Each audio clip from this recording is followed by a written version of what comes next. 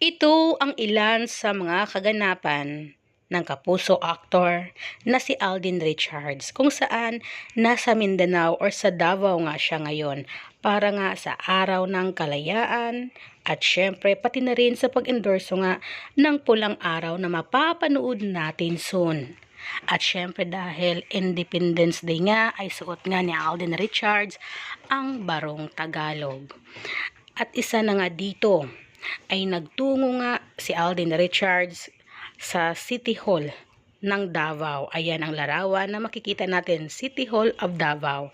At syempre hindi lang po si Alden Richards ang nagtungo sa iba't ibang lugar sa Pinas, kundi pati na rin ang kanyang mga co-stars sa Pulang Araw, kagaya na lang nila Barbie Fortiza at si David. At kung saan isa rin ito sila sa umattend nga sa flag ceremony sa City Hall ng Cebu. Talaga na mga marami sa mga kapuso actor pa, kagaya na lamang sila Dennis Trillo, ayan, si Ashley, ay nagtungo rin sila sa mga lungsod nga dito sa Pinas.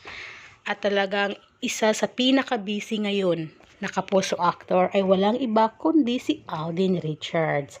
Maraming blessing, mga trabaho na meron nga ang kapuso actor. At after nga sa Pulang Araw na ito ay talagang paibang bansa na si Alden Richards.